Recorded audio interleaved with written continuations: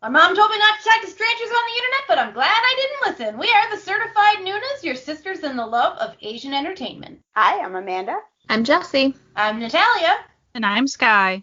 And today we are going to talk about a movie that all of us watched very recently on Netflix called The Bros. First half of this will be spoiler-free, and then we will warn you when the spoilers are to come so that you are not, suddenly blindsided by spoilers. And we're going to be as spoiler-free as possible in the first half, warn you, then go right into be more spoilery. Good spoilers. Oh, they're good. There's something. There's stuff to spoil. Yeah. There's something. What did everyone think of watching the movie? What were your first impressions of this film? I mean, initially starting it was like, this is very as advertised. Two brothers who hate each other, who are going home for a funeral. Mm-hmm. And then they hit a woman with their car. And you're like, yes. Okay, I did not expect that. So. Like, to be honest, any movie with Ma Dong-seok in it, I'll watch. I'll watch it, But wasn't mad about Honey Lee either. No, was not mad about that. No. And then there was a surprise Ji Chang-wook right at the end for like 20 seconds. Yeah. Gotcha. Cameo. Like, oh, he's in and he's out. And I like the guy who plays the other brother. I can't remember his name. But I always find he was on Reply 88. I always find him so sort of homely cute. Lee Dong-qui. Whoever the other male lead was. Yeah. It's cute because you say that, like, homely cute. But, like, they kept, throughout the movie, Ma Dong-seok kept going, well, you're handsome at least. Like, but he's like, how he's the handsome brother and stuff. And you're like, okay. He's very average. Let's just say that for a famous Korean actor, he's incredibly average looking. I like him though. He's always a good time. Like every time he's in something, I'm always like, okay, I'm about to enjoy that. We're all incredibly average looking people. Oh, too. we are very average. That's not an insult. We're repping out here for the average people. Every time I see someone in like a movie or a TV show who's just very normal looking, I get really happy. Like, on the inside, I'm always like, yeah, that's right. Normal, average-looking people just doing stuff. Mm-hmm. Just not a statue. Yeah, it's like you're not painted on face. Yeah, no, just like looking normal, doing the whole thing, So that's probably why I like him so much. Same with Ma Dong-seok. Like, he's not your usual. No, he's not typical. No, not for Korean standards. Yeah, definitely. He's like a big dude. Not fat, but like. And they even make fun of that in the movie at one point, where like someone's like, it's like, who are like, I think it was the guy's boss at one point. He's like, who's this fat guy? And he's like, it's all muscle. That's my brother. My brother. My brother's fat. It's all muscle. So like their interactions was really enjoyable. I really liked them quite a bit. Well, I mean, when they hit the woman with their car, it's because the two of them are pulling each other's hair and, like, beating each other up while driving the car. Like, typical bro stuff, For a little bit, I actually thought they were maybe step-siblings, just the way they were talking about their... It sounded like they had two different dads, the way they were talking about their dad when they were kind of arguing. Like, you're like your dad, and it might have been a translation thing, too. Like, sometimes I kind of wonder... Mm-hmm. Okay. When I get the mom here, I will just interject that like when my kids are annoying, then like they're your kids to my husband. Your kid did this. Yeah. When he'll say to me, your daughter did this to me today. And I'll go, well, your son did it, right? So to me, that was very believable in a family context, right? Where it's like that annoying thing that dad does, that's your dad who does that. Yeah. Right?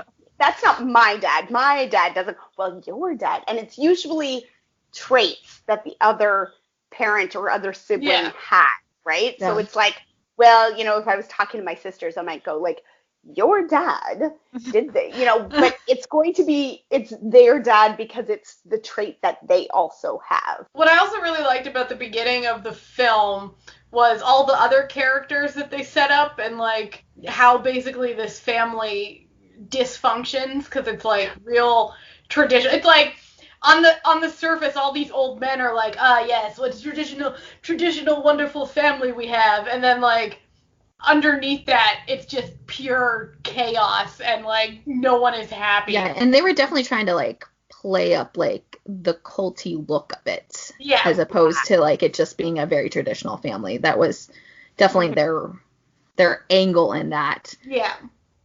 And then like I especially love the cousin's wife, who it's like, who like the mother-in-law treats like garbage, and she's just like chain smoking, like hiding in the back, like, and she's pretending she's dumb the entire time when she's in front of the rest of her family.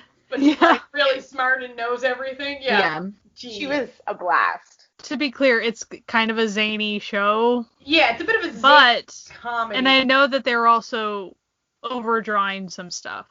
But some of the cultural aspects of like family dynamics with extended family stuff, I did find interesting because culturally it was a little bit different.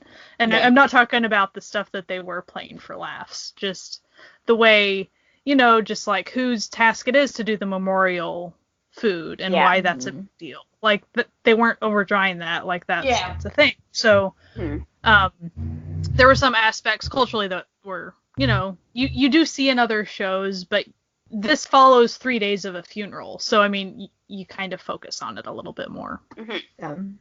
Definitely. In the beginning, it very, I don't know, it was good because, like, they showed you all these different characters and showed you their different relationships really kind of quickly, and they gave you immediately figured out what was going on with some of these characters and what, even like when his girlfriend comes from the office and like in the opening scene you see in the office, you can tell that like she has a crush on him or something. Like there's something there because the way she looks at him, but it's not like they don't sit down and have a big conversation about how the two of them are dating and he has to go home for a funeral and like whatever. Yeah. But then she like shows up at the funeral and it's like, oh, okay, yeah, like they're together until he. But he's an idiot, so. He's an idiot, so. No. But just for the smart one, he's awful stupid. Awful dumb. And I did like how it showed the family dynamics where it goes into the flashback of him remembering his childhood, where despite the fact that he was clearly the smarter son, like he wasn't allowed to. First. Yeah, he wasn't the firstborn, so like they were just putting this kid who frankly was not the brightest bulb in the package, to be the one who had to like learn all like the family history, and when he's like trying to do it too, they're like, get out of here, you plebe, like you don't need to know anything about your family. You don't matter, like what? Like that's a little harsh. Yeah. So what were you gonna say, Jessie? Oh, I was just gonna say, because I'm gonna be the person that doesn't agree with anything. The first 2/3 of the movie I thought was incredibly boring. I thought they set up things not well. Like, it wasn't that it was hard to follow. It was just that it was kind of almost like, I don't know how to like describe it. It was lazy. So like, even like with the brothers, like I never really got like impactful that they were feuding. It was more of like, they were just only trying to show you that they were completely different people by their visual cues, and that was it. So like the first half was just so dry and boring, and even like the zaniness of the family, it just was like very flat and like kind of boring to me. So it was never like catching my eye at all, which makes the like last half like okay in comparison, but like still it was just very like, it wasn't even like super funny or like as crazy as they could have been, and it was like more of everything was like visual and like just you felt like they were just like afraid to play up the laughs, even though that seems very bizarre because especially with Korean entertainment, it's more okay to be at that like zany level, and they weren't doing that, and that was weird. So then it made like getting through that like first 2/3 just like incredibly boring, and I'm like, well, why am I here? Because nothing's really going on, even in a like nonsensical way. It was just there. I sort of watched the first half, and then I was like, okay, I gotta watch the second half. But I was sort of bored during the first half, and so I had it on in the background while I was doing some other stuff, and then all of a sudden, like the second half, and I went, wait, what? And I went back, so I had to like rewind and pay better attention to like figure out what was going on here. I had a similar thing. I was watching it like in the middle of the night, like my husband and all my animals are asleep next to me, and I'm just like watching it, and I'm like, okay, like it's fine, like like when you're just like, okay, like this isn't really one that I'd recommend to anyone, but like I'm fine finishing it, whatever. And then suddenly the second half begins, and I was like, wait, what? Like, and I was just like, for a second, like my brain was like, trying to reset itself, and I was like, no, wait, what? Yeah, it's also like weird for me, especially because I don't like when characters or storylines betray itself to make things happen, and that this movie does that like 100%. Like, there's no way of getting around it, and it definitely is like the writer had a story, and it was that last third of the movie, and then it was like, I don't know how to get there, so we're just gonna write some things. And so that was like also kind of like making it not an enjoyable thing for me, because it was kind of more of like, well, you could have done something, you could have made this a story that even if I wasn't gonna like super enjoy, it would still be not as like, it's hard to like, take that jump and then be like, it's drastically like, it's almost like a separate person wrote that ending, like especially like even in the writing, it's entirely better. Like it might have been like there might have been. It's almost like somebody came and shopped, here's my story, and someone said, ooh, I like that, but what if we build more around it? Or they took a short story and tried to make it a movie. You know? But they forced it. They didn't actually make anything cohesive. Because like I thought that the second half plot, like once they got into it, I really enjoyed that. But like the first plot, it was just like, okay, where is this going? Like it was fun to watch about like banter between the brothers. Like it was fun to sort of watch, them be ridiculous and like Honey Lee be very confusing to experience as a character. You're doing like, what is happening? But then like it becomes a completely different movie. Yeah. Suddenly, where it's like forget what you just saw, because none of that's important. Because shit has gone down. The first half felt very, while I was watching it, what I kept thinking in the first half was that it felt very, that Steve Martin movie, Dirty Rotten Scoundrels?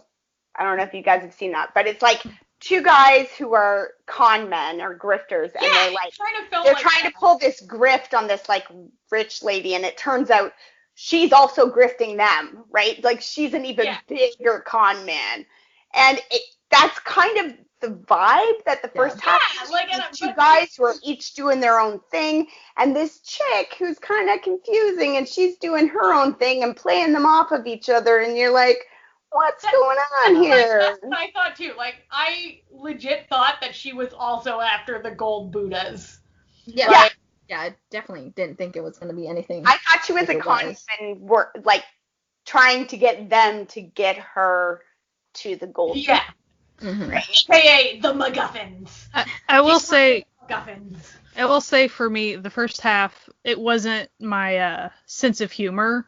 So. And I can do zany sometimes. I have to be in the right mindset for it, but I can appreciate zany stuff. But like you said, to me, they didn't lean hard enough into that to make it charming or funny to me. And even I am an only kid, so with sibling stuff, like you have to make it charming for it to mean much to me. And there wasn't much affection going on, even though there was fighting. Like I didn't really laugh much, I guess, during the first. Never felt like a natural build up for the tension these brothers had. Like, you didn't, like, actually feel Yeah. that they were, like, it almost seemed like they were just two strangers that got into a car together, and then they just found out that they don't vibe well, and that's how they, like, interacted with each other. It never was, like, a lingering thing. It was very bizarre. It's almost kind of like they were trying to westernize it a bit, so they didn't have the, like, zaniness that is in a lot of Asian comedies. But even if that's not my, like, general, like, love, I feel like it needed it. So then it kind of just, like, brought this movie into a weird, like, zone. I was like, Weird place. This is interesting, and I don't know how to feel about it. My favorite part of the first half, and honestly, this is a theme that carries throughout, is just Honey Lee in her purple and yellow outfit and her umbrella, walking around on the swing, doing it. Like, basically any Honey Lee scene was like, the best scene that like, absolutely. In a show called The Bros, it's really not about the bros. No. At all. Like, they could have done more with, like, the family. Like, I feel like it was trying to lean more into the zaniness of the family, too, so that took away from the brothers. I feel like this movie should have been more like Death at a Funeral. Do you know? Have you seen that movie? Like, that would have been real good. Absolutely. Like a Korean version of Death at a Funeral with, like, the traditional, instead of, like, the British aristocracy family, it'd be like a traditional Korean family and, like, do zany funeral related hijinks. But, like, and that is the thing, even though it took place at a funeral, you weren't getting to experience the hijink. Like, they didn't lean enough into the zaniness to do that. Yeah. They should have. Yeah, there's some missed opportunities, especially because I feel like the two male leads worked well together. So, and, like, they had good chemistry. You could have had that. It could have been a little bit more physical comedy and a little bit more of a thing. So you're, like, itching for it. Yeah. And they're both good actors. So, like, we know what they can do, right? Like, Ma Dong-seok and Gong Yoo in Train to Busan had that, like, almost instant bromance connection thing happening. And these two are supposed to be guys that have, like, grown up together, and they're not making that connection happen for you. So it's a little disappointing. I like a sibling story. I like a good romance, and it didn't quite knock that out of the park for me. Yeah, it didn't quite drop, you know? Mm-hmm. For a movie called The Bros, there was not enough bro going on. You're right. We've seen more bromance chemistry in lots of other things that they're not even siblings that were raised together. Like, we've done lots of other. Speaking of growing together, we would like to try to grow this community together, but we often have a little bit of trouble with that due to the fact that we're a bunch of poor artisans, essentially. So if you would like to support this community and this podcast, you can join us on Ko-fi. Ko-fi.com/Certified Nunas, where we will be uploading behind the scenes stuff, some fun extra stuff, polls, longer cuts of episodes, whatever. We got stuff on the go. We got stuff on the go. So that's Ko-fi.com/Certified Nunas. Please, if you can't support us, tell your friends to listen to us, because that also helps. All right, back to our regularly scheduled program. Before we get into the spoilers and the second half, because this is your warning that spoilers are coming, but before we do that, we're going to talk about our favorite K-drama sibling relationships, because we thought that was a nice little segue to get us between point A and point B. So, Amanda, give her. Who's you? I don't know. I'm struggling between two different ones, but I guess if we're going to go with K-drama, it's going to be Father is Strange. I like the sisters and the one brother and the guy that for the first, like, half of the drama you think is their brother, their long-lost brother or whatever. Like, that whole relationship, the way the sisters, I mean, especially at the brothers' wedding, the way they all, like, the sisters are horrible to the sister-in-law, and like it's just beautiful, and like everything about it is just so good, and the way that they very much, in the opposite of the bros, they very much have this feeling of these people grew up together, they know all the in-jokes, they know exactly how each other is going to respond to every single thing they do, and it's like they know exactly what button to push to get under each other's skin, and it just all felt very, very realistic from a sibling perspective. For me, I really liked Lee Da-hee and Eamon Key in Beauty Inside, the drama series. That was good. I really liked them because there was a lot of layers to their relationship because they're actually not blood related. Like, they're step siblings. And his character kind of, like, they're brought into the family together in a way that, like, is almost like it forces them to be at odds with each other because they're trying to be successful in their careers, and like, so who's going to be the favorite of the family? And, you know, obviously because of the societal things, like her character is going to be seen less of a person. But what I really enjoyed about the two of them in the drama is that you see they both care for each other like actual siblings, even though they're feuding, and they never belittle the worth of each other. They acknowledge how good they are. Like, he's even, like, when they're feuding, he never sees her or talks of her as, like, less of a businesswoman than she is. And, like, they know that, and that, like, they are aware of that, but they don't use that as a thing to, like, make fun of each other or, like, kind of, you know, bring them down. And the moment in the series when she finally is told why he's kind of more favored, or like her perception of, like, when they're growing up together, like he's the kind of more favored because of this incident he had, it's immediate shift. You can tell she figures it out. And not only does she figure it out, she doesn't become like ashamed of herself, or she doesn't like try to like be like, well, I still don't like you or anything like that. It's immediately she says she's sorry. She understands now what's going on with the situation. And they just kind of like come together really well as brother and sister, and like as real brother and sister, even though they aren't real brother and sister. And I thought that both of them, the actors, really played nicely with each other too.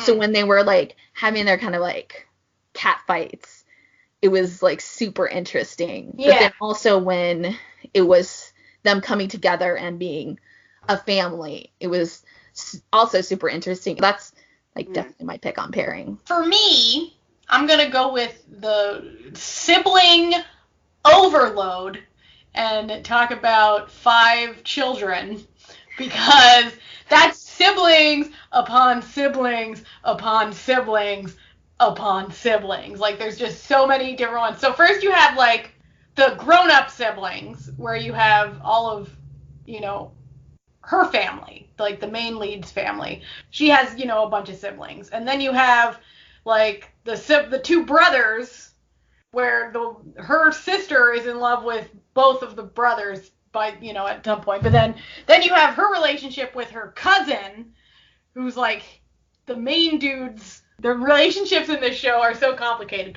So he's the main dude's dead wife's sister, who is friends with his actual sister, but they actually hate each other.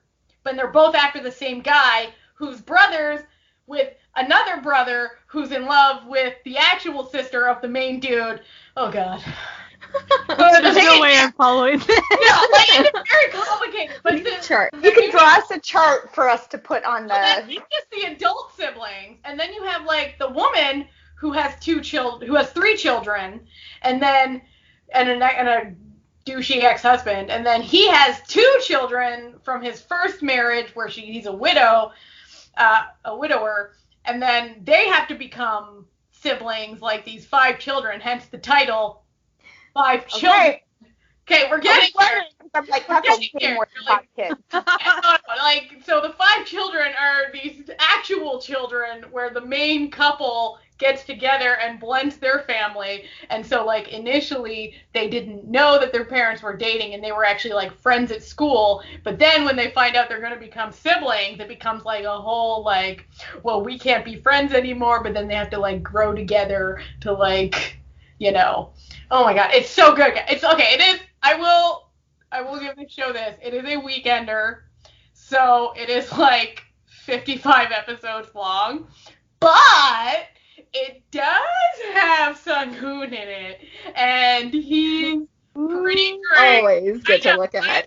So he plays the brother of the guy who both of the girls are after. But then, like, so, and it has what's her face from 30 but 17. Oh yeah, she's also in Angel's Last Mission.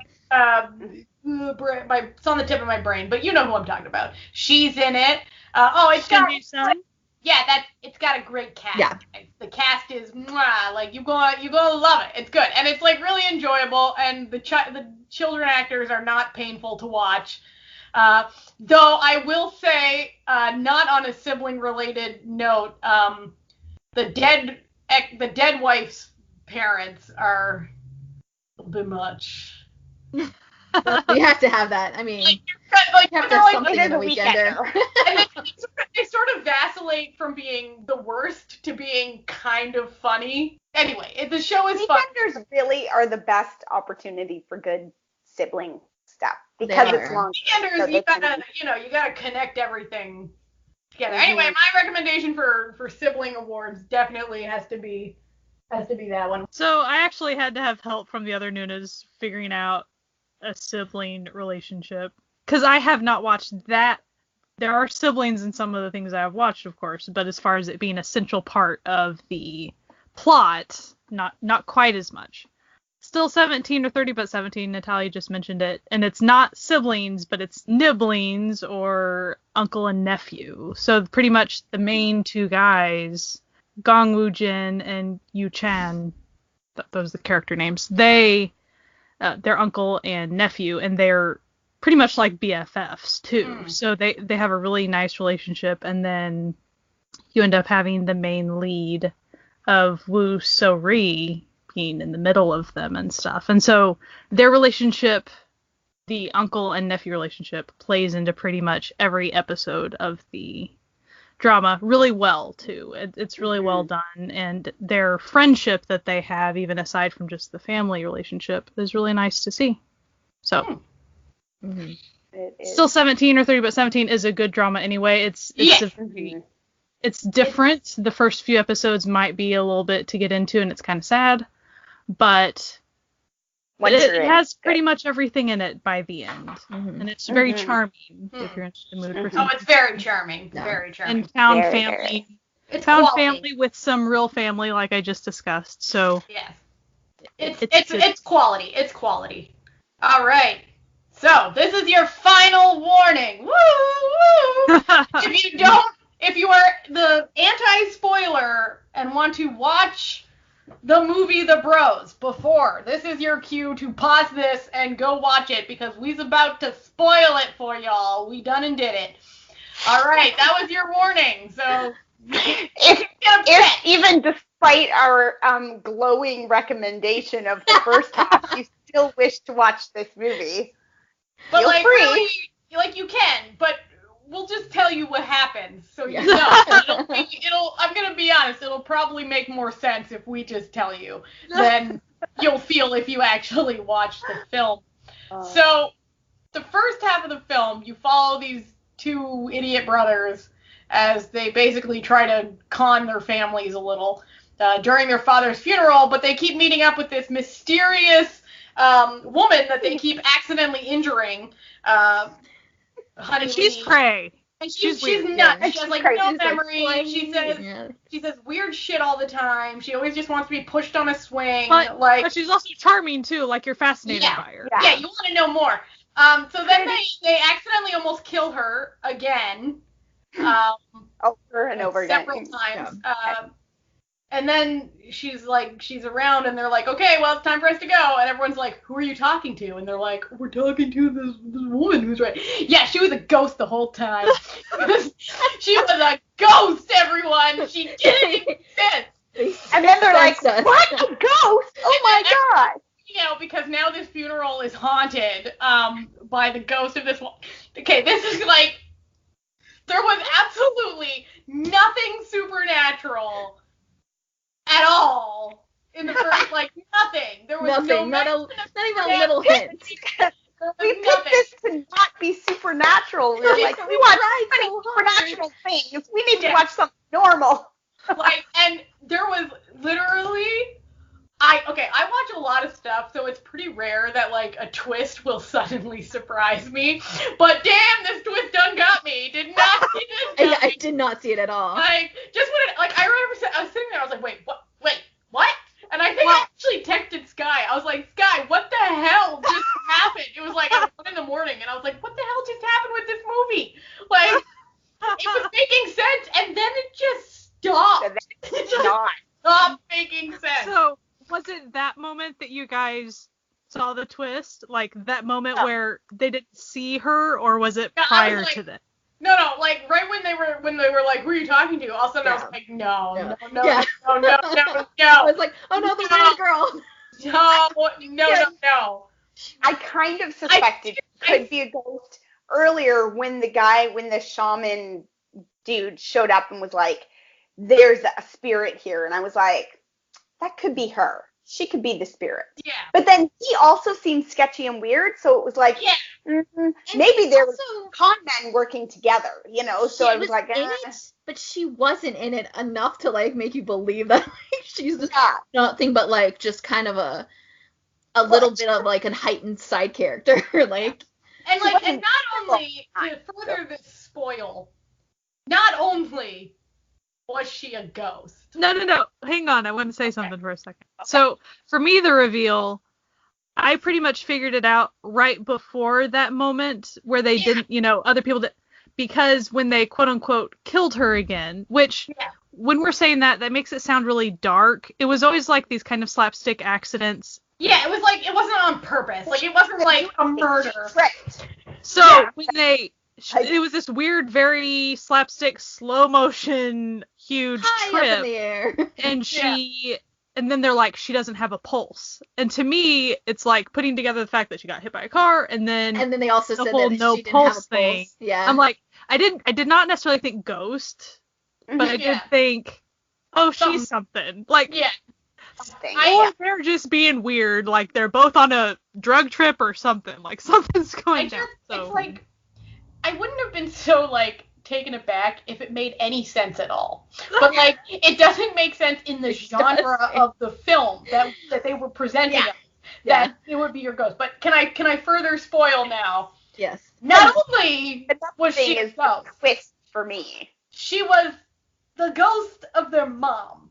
But it's actually shown that it looks exactly like their mom did. Would they not remember? They touched on it. They were like, why didn't we recognize her? And then he said something about remember when you're a kid, you remember things differently. And then I think they were kind of trying to play off of the fact that she left, and they also weren't there. They weren't, there with them when the mother was growing old and stuff. I think they and who they remember is their old mom, right? They remember their mom as she is, or she was before she died, right? But I will say, I figured out that it was the mom ghost. Yeah, I figured that out. As soon as I saw the person who was playing the mom, the older version, as soon as I saw her, I was like, well, that's her. Older. Yeah. That's her. As soon as they were she's a ghost, I'm like, it's the ghost of their mom. It's their mom. Their mom. Their mom's trying to turn them into people. That was at the point where I was still watching it, sort of half watching it, not really paying attention. And it was the point when they went deep into the flashback of the mom and dad, where he's Madam Seok's character finds this letter that his dad wrote, basically the history of his mom's story, and he's reading it and he's like, wait a minute, and he puts connections. Yeah. And then the brother finds like mom's old cell phone, and it's her screen is the picture of the three of them together, and when he sees her face, he makes that connection. He's like, wait a minute, that's that girl. And they both like connect it all together.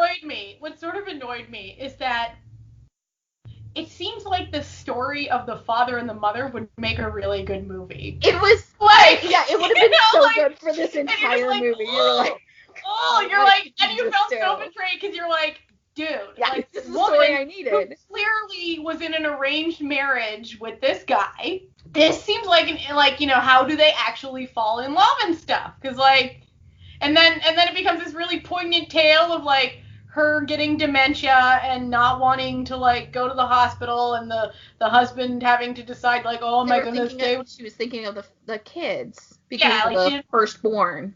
Yeah, because then you find out that the father was adopted, so they weren't actually supposed to be, and all this, so like their whole life was like a bit of a sham, and then you're just like, why was this not the whole story? Why was this like the last 20 minutes? Honestly, it's like the beginning of Up, where you're just like, this is so great. That's this movie. You got reverse Up, guys. Dude, Up. It's just like gonna say, Up ripped kids. me up as much as humanly possible. I'm telling you, I don't really cry that much during movies, but goddamn, the first 10 minutes of the movie Up, seriously. The only other movie, this is actually kind of embarrassing, the only other movie I've ever cried at in the theater, and this is so stupid because even I think I must have just been on my period or something, was the first 5 minutes of like the Star Trek reboot. Where okay, I'm sorry, but that's super. That was sad, right? No, he's like, she like gives birth and the dad's like about to go die, but he's like, poignant. It's just I forgot that for a second. Yeah, and he's like, and I'm sitting there, I'm like, stop. I'm like, okay, Talia, you gotta get your shit together because this is not the saddest thing you've ever seen. I'm just like,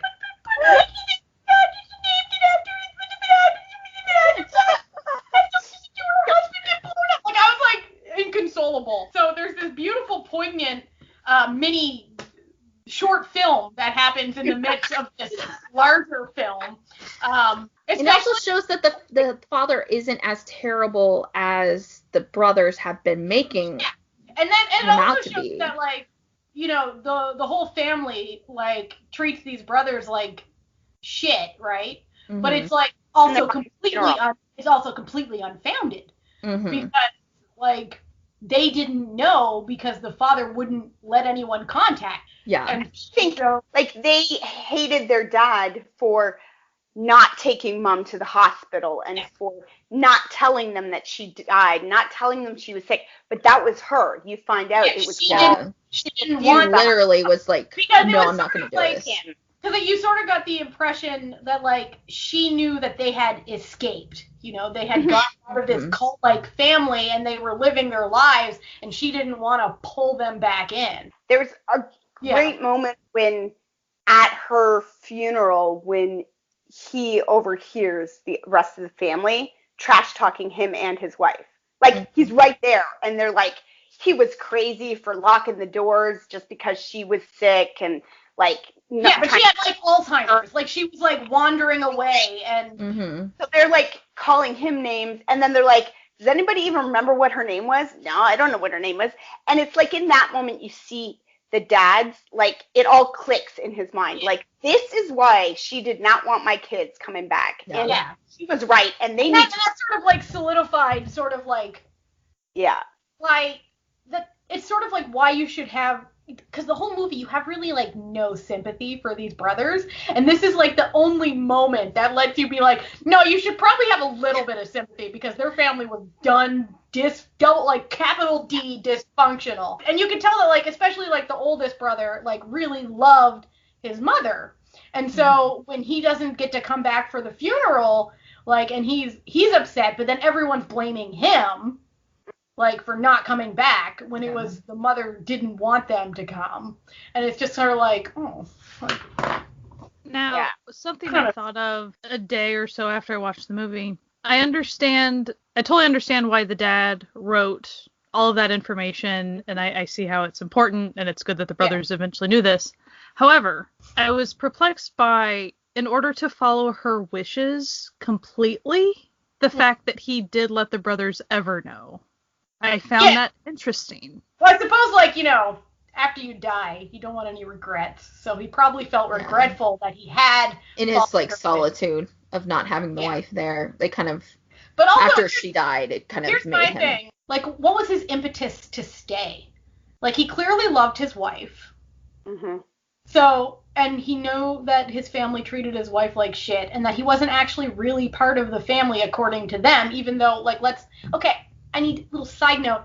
I'm adopted, and I've never felt like I was not actually part of my family that adopted me. So this whole concept that it gets brought up a lot in fiction where it's like, oh, adopted kids, like, aren't your real kids? No, they are. Like, although it was a little bit more complicated even than that, because he wasn't just adopted. He was, like, adopted and took on the persona of this son who had run away. Yeah, so he was adopted with a purpose. So it wasn't like he was an adopted kid. It was just sort of like they adopted him because they needed someone. He might not have been able to monetarily go. Yeah, that's true. And then also, if you've been born and raised in, like, kind of a rural setting, like, going to, especially at an older age, leaving that all and going elsewhere would have been extremely hard. And, like, if he did that, maybe it would also mean that they would definitely find out about him not being related, blood related. And then no matter what, his kids can't inherit anything. Because, you know, they were in line to be the successors of the place because they were the firstborn. Put up with was for nothing. Yeah. Like, and then it's like, and everything that he and his wife had to endure was pointless. And then also, like, you know, that's where he lived with her. So it probably reminded him of her, and so leaving that would mean that, like, he'd be leaving her behind. And then you see their relationship, like, weirdly, but they did it in a comedic way, but I think they shouldn't have, weirdly mirrored in, like, the cop and his wife, who is constantly just begging him, like, can we please leave? Yeah. Or I become her, essentially. Yeah. And then at the end, and I thought they sort of did dirty by those two characters too, because at the end it turns out that then he becomes, like, the first grandchild, and she's like, no, and they're like, oh, you're the first, like, granddaughter-in-law, and she's like, she's like, I don't want to do this. She's like, I don't want to do this, but it's like played for laughs, but then when you think about it, it's like really sad. That's not funny at all. Like that. Like that, you just basically condemn this poor woman who has been begging him to move to Vietnam just to get away from his insane family. Chain smoke so that she doesn't, you know, go postal. Like it's not great. It's not great. I'm gonna but that one chunk where you just like that one chunk is so beautiful. Chunk is just so good. And then you're like, this is what I could have had. Yeah, I want that to be. So then it makes the, like, front half even worse. Like the front half might have been just like, okay, this is boring, but, like, whatever, neutral, like, throw away. Like, you're not invested in this. I didn't spend any extra money, you know, that sort of thing. But, like, once you saw what you could have had, you're like, definitely, like, for me, even, like, my score went down because of that. Like, even though this was, like, such a great little storyline, because they did that and they didn't integrate it, then, like, it's still bad in a way. It's still, like, not cool. I'd rather watched the Notebook version of that story. Like, you know, like, show us the old folks and then telling their early tales and the back and forth, like, in that, like, the kids as kids. So then you also get, like, their relationship with each other too. We didn't get that really. Like, the only thing that we got with the kids was basically the younger brother being told to get lost. While the older brother struggled to remember anything that he was being taught. Like, that's not enough. They didn't give any reason for why the two brothers weren't close. Yeah, like, why weren't they the two of us against the world kind of thing? Why wasn't it like in that sort of situation, it felt sort of like they would be, like, it would be the two of them, like, would be close and would sort of be, you know, schnookering together to get these Buddhas instead of one having some sort of vaguely pointless plot line about a road that that goes nowhere. But they could It have. was symbolism for the entirety of the movie, The Road That Goes Nowhere. Yeah. Oh, you right, girl. Girl, There you you right. go. Yeah. This movie sort of goes nowhere, but it has a brief pit stop in a beautiful little short film that didn't seem to. Yeah. I found the end was kind of a cop out. Yeah. Let's tie it up with a bow. Okay. It was like a secondary betrayal. You know how you talked, Jesse, about betrayal of characters and stuff. There were so many betrayals of that going on. Like, I can't even. It's like when you like get lazy and you're like, I just want this done, so let's just do this and then be done with it. Like we need to somehow throw it give on them there. a happy ending. I know that they did show a scene in the flashback stuff of young mom and young dad like pushing her on the swing. But what I feel like it should have ended on was ghost young mom and ghost young dad. You know, like you see the swinging on its own, and then it you know that they're there and he's pushing her. They're happy finally. Kind of like that Titanic moment, happy, right? Yeah. What the thing is like the movie. It shouldn't have been about now the brothers are successful. Mm-hmm. It should have been now the brothers don't hate their dad anymore. Mm-hmm. Like the central core of the story felt like it should have been reconciling their anger towards their father. It wasn't even the younger brother. It was just the older brother had such anger towards the father for not telling him the mother was sick and not, taking the mother to the hospital or whatever. Yeah. And then like the father sort of turning it and being like, oh, well, it's because, you didn't come home. So the family thinks he's trash when in fact he was just, uninformed. And being a history professor, which was super weird. Like, what was that about? There was all these little touches, because like that concept that even though he was never quite smart enough and he was like a lot of that stuff he was being taught as a child was sinking in. Like it did foster a love for that history. It just didn't it didn't manifest in the way that the family expected it to or wanted it to. Yeah. So like there were lots of little things where you kind of go, if they had pulled on that string more and done this differently, it could have been like the scene at the funeral was really good. Like with them crying, realizing what their father did for their mother and it's like that was peaceful. This movie was like good movie adjacent. It was like you got a double feature. Running a better movie that like could have been, but it was like it took the off ramp into not great. Like it's not like a bad movie. Like it's not like terrible. Whatever.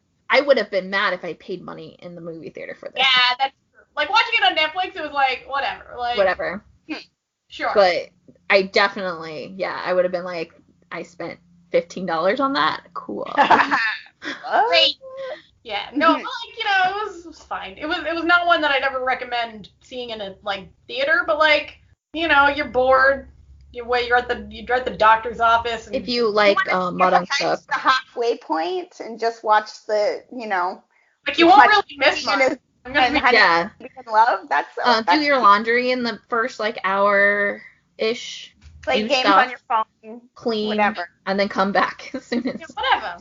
Did you guys cry at any point during the movie? Oh God, no. I don't. I teared up during the I did during the even the funeral part when the funeral got me. Culmination of this story, and you see the brothers actually mourning their dad. And what really got me was that one really cranky wife who was always picking on the cousin's wife, and she's sobbing at the funeral, like she's having that moment of seeing it's an actual reality, and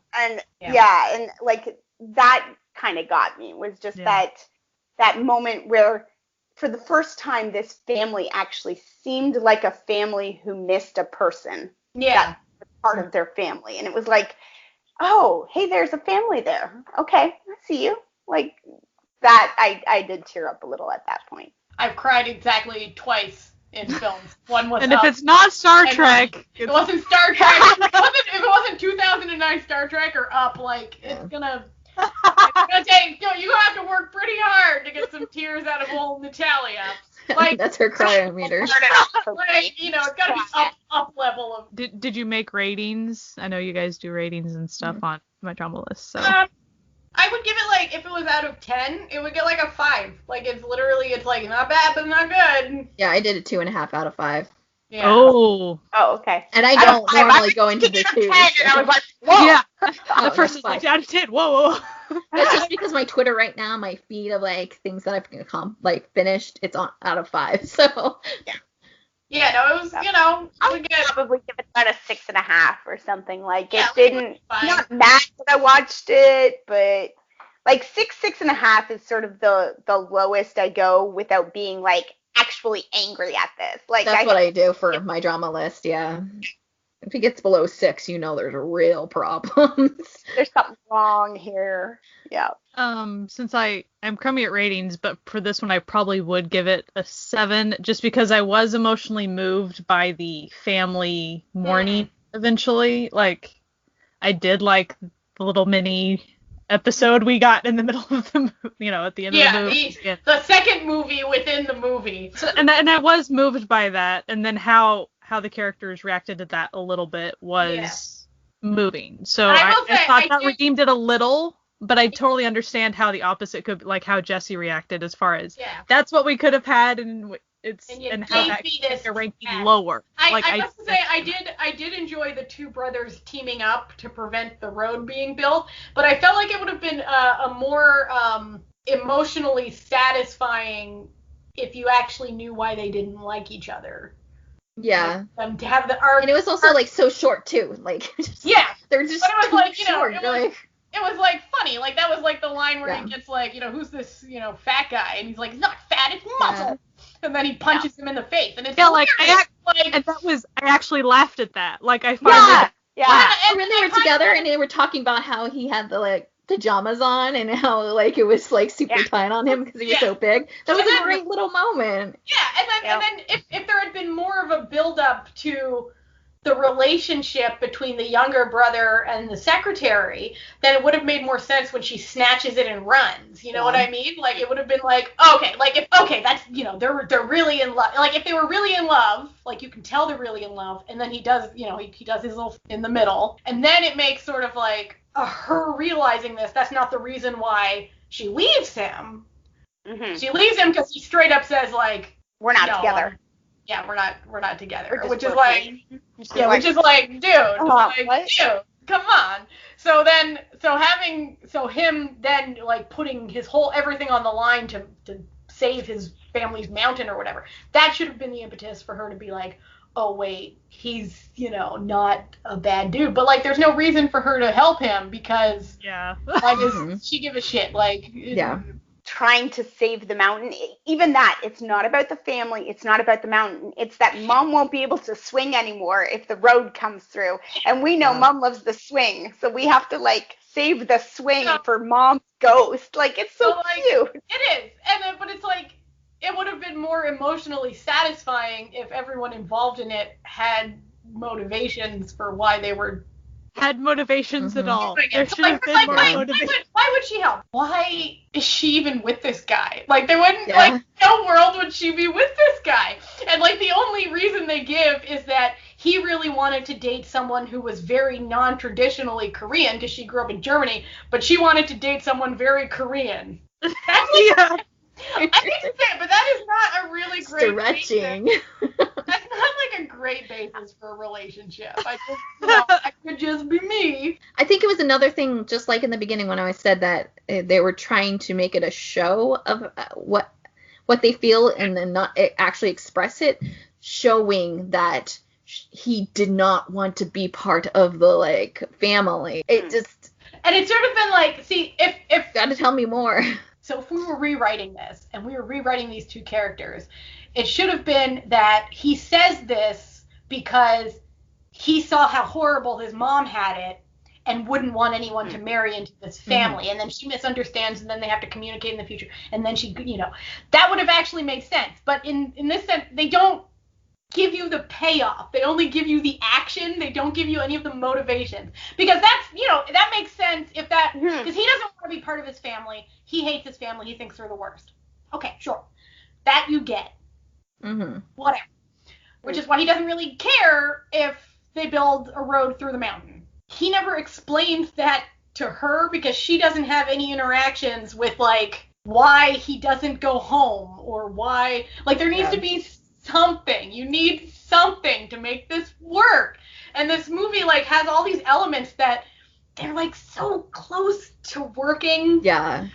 I mean, it's just like, if this is your first draft of it, and you're like, this just needs more work, add more. You need to connect all those dots. Yeah, like, all the dots remain unconnected. And it's like, you can tell that the story is there and that the person who wrote the story knows what the connections are, knows what these things are, but forgot that they have to show it to us. Yes, and we don't. Like, if it's in your head, we don't know when it's there. Like, we can't read the minds. Yeah, it's definitely a lot of different storylines that, like, they didn't want to let go of, and then that just forced it into one. Like, movie. I feel like, to be honest, I feel like this shouldn't have been a movie, because there's a lot here that, like, we can tell now, having watched it all, that we know should have been there. This should have been a TV show.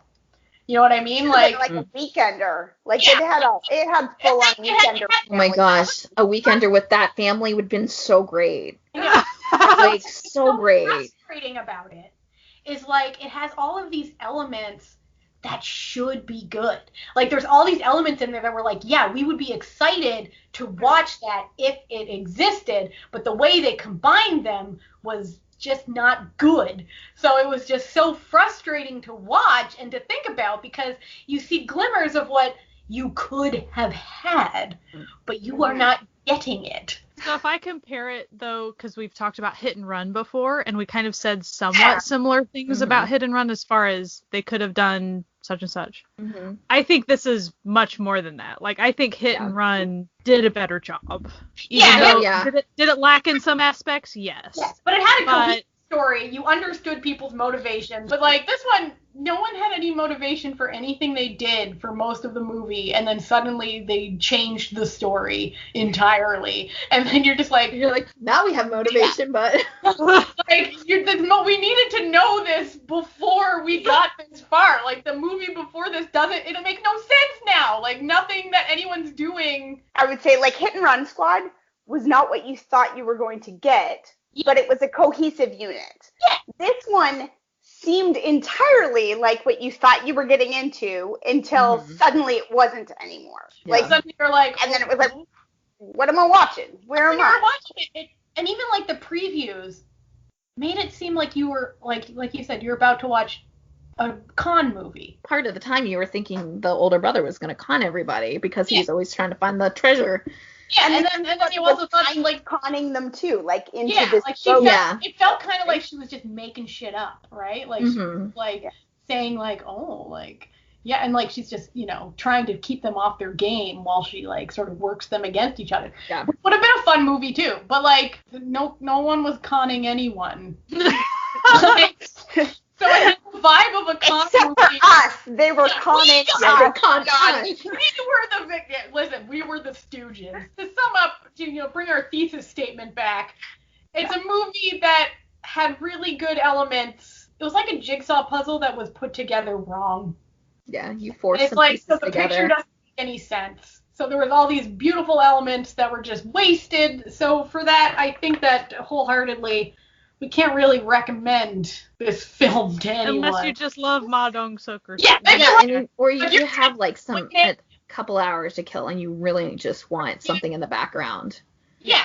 You're looking for stuff to, like, download while you're waiting on it in the airport. You know what I mean? Like, or when you're on a train for 12 hours, like, yeah, give her a watch. Like, you might like it. I don't know. That's true. And if you like it and you find it enjoyable and you really connect with it, I think it's super valuable too. And we don't. So then that's also where, like, well, if you're kind of interested, maybe just go ahead. It's on Netflix, so it's super easy to find too. So and it's not. At that point, problematic. There's nothing that's. Yeah, there's nothing particularly, like, that'll make anyone uncomfortable or anything when watching in it, because, like, even the stuff that's, like, the overt sexism and stuff, like, it's supposed to be. And the Honey Lee, like, death scenes, like, when she gets hit by a car and stuff, they're very slow-mo, over the top, beautiful blood. long shots, though. Yeah, there's like, no I blood. will say this about the shot. movie. Beautifully shot film. Yeah, it was. Yeah. Beautifully shot. The actual production values of this movie are A+. Well, this has been another episode of the Certified Nunas, your sisters in the love of Asian entertainment. So we hope that you have a great week and enjoy, hopefully, some sunshine in your part of the world. All right, have a great week. Bye! Bye.